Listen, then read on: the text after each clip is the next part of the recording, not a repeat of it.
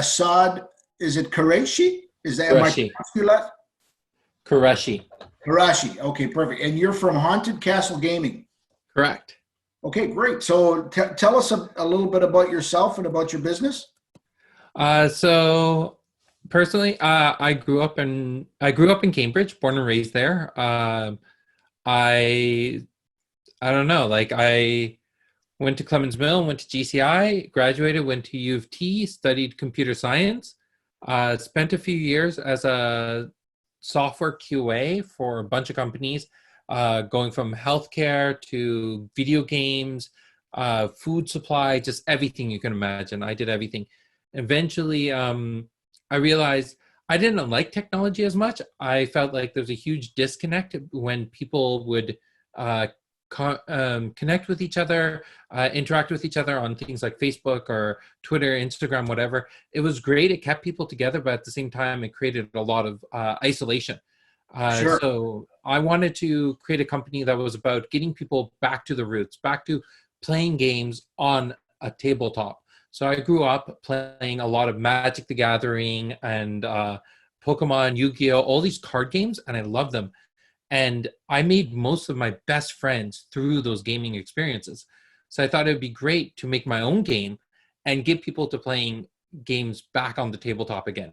So my company, Haunted Castle Gaming, is actually named after my high school, GCI, which is Oh, known okay. for being a haunted castle.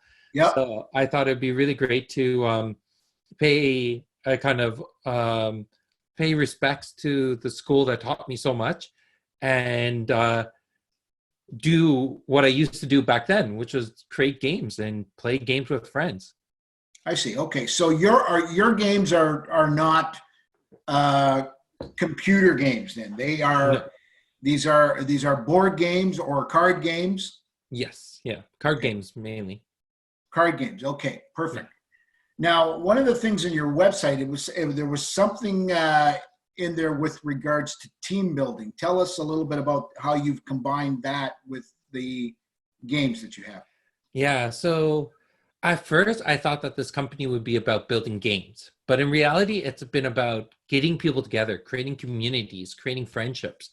And that's why I've been leaning the most into. So the thing that's been really cool is getting to spend time with a lot of people who are really passionate about game design and getting them together to think about gaming, not just in the space of how do we make the most amount of money or how do we take our the end users entertainment time away from them, but think about how do we give more to them, how do we let them create new friendships. So it's really cool for me to find out that some of the people who end up playing my game, they met other people who play the games and now they're friends. Now there's this network going, and just creating that aspect of we are all here to enjoy ourselves, make relationships, grow together as a community.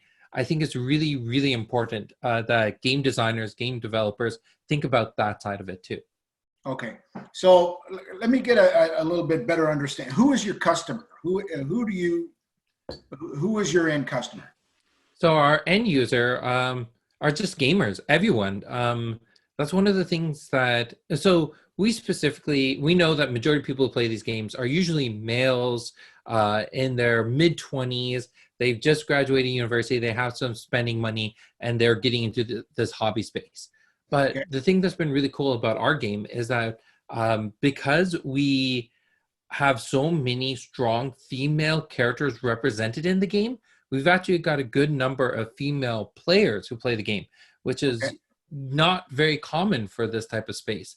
So Okay. we get a lot of people from different age groups, well, both genders, and but at the end of the day, it's people who want to spend their entertainment time on one specific hobby instead of jumping from one hobby to the next to the next to the next.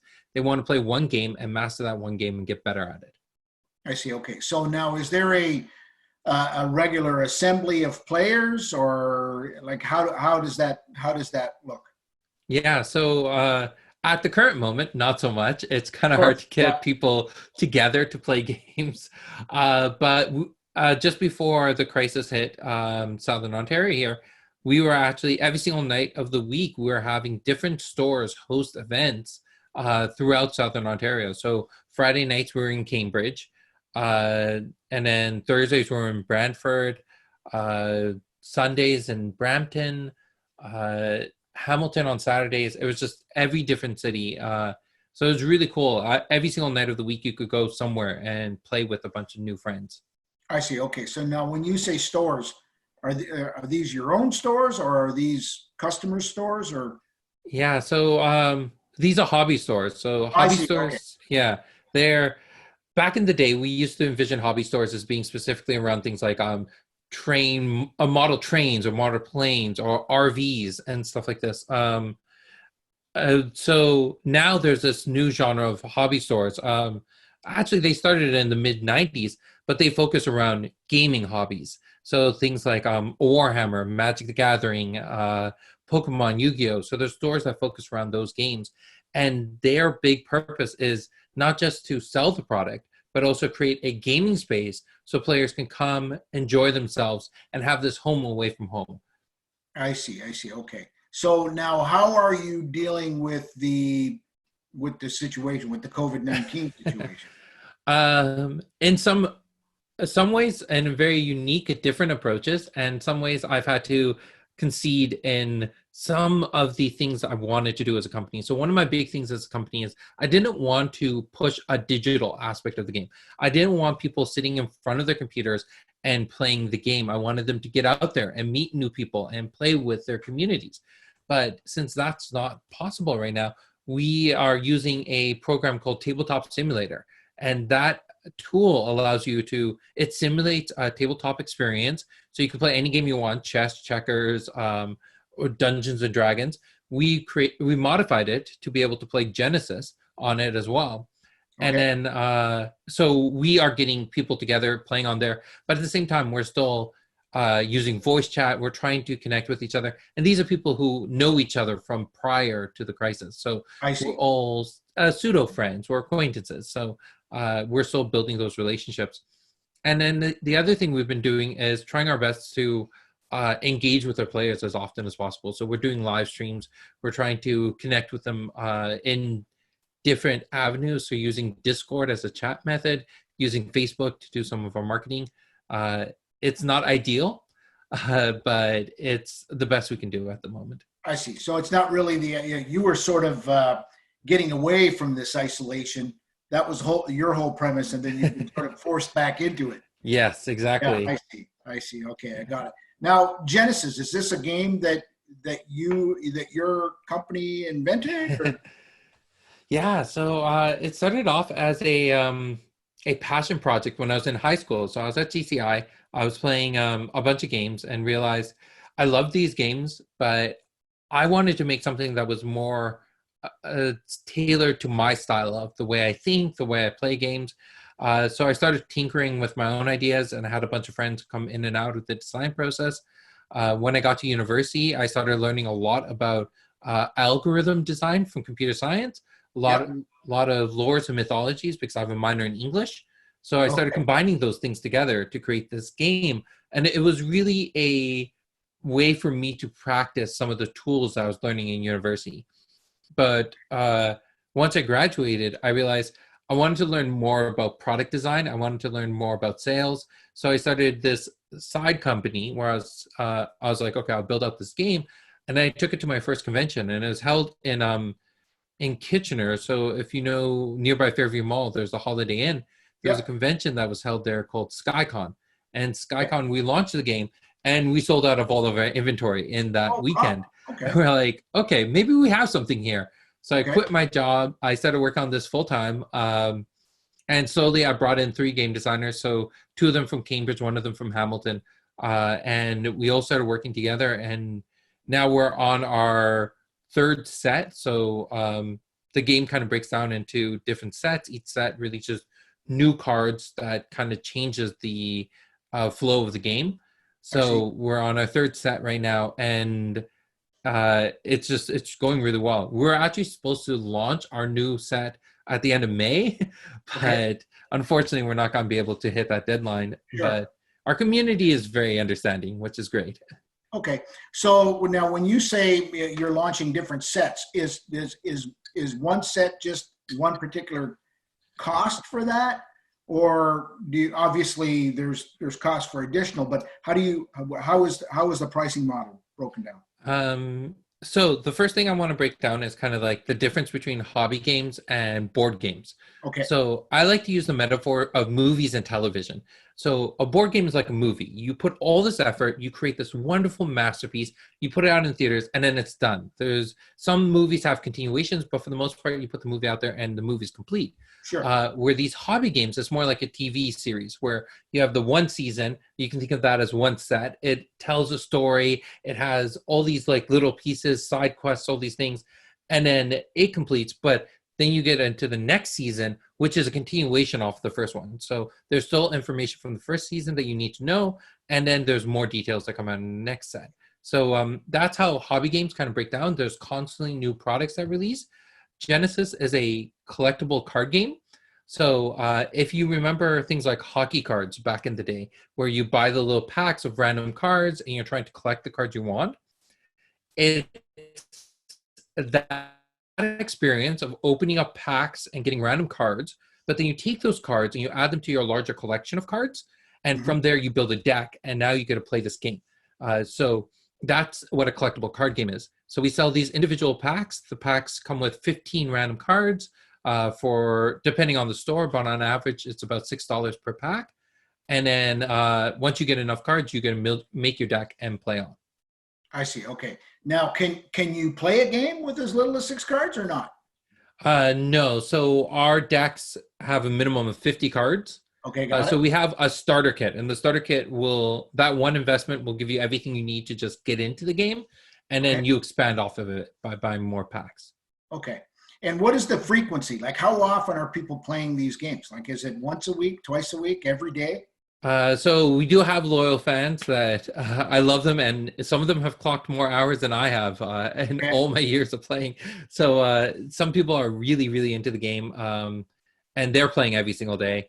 And then you got people who are much more casual, who are playing once a month, and you get people who are playing once a week. It really comes down to your preference and what your play group's like. Okay. Some play groups are really competitive, so they're about honing their skills, getting to the top, being at the top of the leaderboard. Then you got other players who are more like, when I get together with my friends, 50% of the time is just, catching up, telling stories, getting to know each other, and then 50% of the time is playing the game. I see. So it comes down to your play group. Okay. Now, when somebody plays this game, do they take on a specific role? Are they are they acting into this game, or is it simply they're just simply playing out the game? I'm just trying to get a handle on it. No, for sure. The way the game plays is you pick a character. That character Okay, works got as it. an avatar Yeah, of you, and it's you and your opponent trapped in a 5x6 grid, and the grid is to emulate a arena style combat. So if you I think of see. it kind of like that gladiator type of fight, Yeah, so it's you and your opponent coming out into this gladiator ring and just challenging each other and trying to see who's the better fighter. I see. I see. Okay. And what's the end goal? The end goal is to have fun, Okay. obviously. No, but how do you know when somebody wins? So each character has a starting health point, and then as you do attacks or you do spells or you bring out creatures to fight with you, they're decreasing your opponent's health points.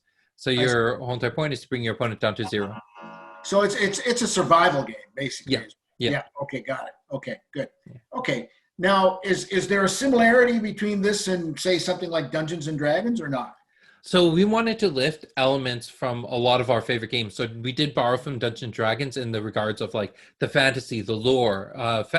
Dungeons and Dragons was great for kind of coining this mythology of these really dark, devious creatures Okay. and heroes. And we wanted to borrow a lot of those kind of concepts. Unfortunately, some of their creatures are trademarked, so we can't borrow all of Of their course. creatures. Sure. Yeah. But some things like dragons, we have dragons in our games, and dragons are always awesome. Yeah. So we did borrow concepts from there. We borrowed concepts from miniature games. So if you ever heard of Warhammer, Warhammer is all about building out physical models, which are usually about 6 inches, or like they're small models, and you're actually measuring things out, and you're attacking opponents from distances and things like that. So we borrowed concepts from there. We borrowed concepts from Magic the Gathering, and then we started adding in our own elements of things that I learned from university. I So, see. yeah. Oh, sorry. I think that's me, but let me just pause that. Sorry about that. It's okay. Okay, very good. So that is a very interesting concept. So is Genesis the only game that's currently within your network, or do you have other games? So that's the one game we've published, because of the nature of the game, it works like a product. It's you can spend a lot of time on that one game as a company and make a lot of good revenue, good profit margins, and just keep it growing for years. So our competitor that I bring up over and over again, Magic the Gathering, they've been around. They launched in 1993, and they're still bringing out new content. They bring out 4 sets every single year, so they are just pumping out content. So that's our published game. But personally, I've made so many games. I've been designing games to one degree or another since I was like 4 or 5. Wow. So we're talking about like 25 years of just designing games. So I've made a lot of things I love. I've made my own murder mystery game. I've made my own dice games, card games, board games, everything I can make. I think I've designed. Excellent. Very interesting. Okay. And now, do you currently reside in Cambridge then, or not? So I'm currently living in Toronto. Very good. My wife works for TDSB, so we're here. But the company itself is in Cambridge. I see. Okay. That's where we rooted ourselves. Most of my team's there. And one of our strongest partners, Forbes Hobbies, which is a hobby shop on Industrial Road in Cambridge. They've been a huge supporter of us from day one. They were our first client. I don't think without their support, and I want to give a huge shout out to Heads or Tails Games in Brantford. Those 2 shops have given us so much support since day one. And I just had to pay tribute. And then on top of that, calling the company Haunted Castle Gaming. How could I leave Cambridge with a company like that? Yeah, for sure. So if somebody wants to get involved in this, what do they got to do, and who do they have to contact, and give us a little rundown on that. So I think the best way to get involved with the community and to get involved with the conversations. So Facebook, we have Genesis Battle of the Champions on Facebook. Follow us there. On our website, we also have a link to our Discord chat, so you can come on there and talk with a few people and enjoy the game that way. And then I think you could always just reach out to me. So I'll give everyone my email address, which is Assad, ASSAD, at hauntedcastlegaming.com. And they can just reach out to me, send me an email, and I'll love to chat with them that way. Awesome. Very good. Well, that's very interesting. When I saw your company profile come across, I had no idea what I was up against here. But this is great. This is very interesting, and I'm sure that our listeners will certainly reach out to you. Yeah, it'd be awesome. I'd love to hear from them. Very good. Now, is there any questions that I didn't ask you that I should have? No, I think that covered a lot of it. It's kind of cool connecting with Cambridge, connecting with the roots, and I love to see more of the community involved with getting this hobby game industry a little bit more solidified. I think over the years it's dissipated a lot, but now that people are dealing with this social isolation, I hope that they come to realize that one of the best things they can do, not just for themselves, but also for the next generation, is teach people how to interact with each other, get back to sitting across the table, playing games with real people again, and enjoying the space of creating those communities. Because we lose a lot if we spend all our time on Facebook, we spend all our time playing video games, we lose the ability to connect with our fellow humans and build those relationships. So support your local game store, support shops. If you're in Cambridge, support Forbes Hobbies, amazing shop there. And just create more spaces where kids can enjoy being who they are, enjoying the games they love to play. Yeah, no, I certainly agree with you. I know whenever we've been in any kind of social gathering, I mean, obviously, over the Christmas season that we had recently had, anything that was sort of theme related, I found it certainly far more enjoyable, and Yeah. then you interacted, as opposed to just kind of pocketing off to, the little group of people that you Yeah. knew. You Yes. really interacted with the whole group. That's Yeah. yeah, you Yeah. certainly made a very valid point for sure. I think a big thing for me was when I was younger, I played, like I said, I played a lot of these games and I was always shy to say that this is who I am. I was shy to say I play Magic or I like Pokemon or I like Yu-Gi-Oh! And I was outcasted in a lot of ways because of it. Or I was lying to myself because of who I was. And I think it's really important that kids have this space to feel very comfortable saying, this is what I enjoy. This is who I am. Embrace Yeah, me for who I am. yeah, And I think these shops are great for it. awesome. Mhm. Very good. Well, Assad, thank you so much for your time. I greatly appreciate it. And we will give you an email just when the show is published, All right, perfect. and then you feel free to share it with your group as well. And Will do. we wish you all the best and stay safe. Thank you. You too.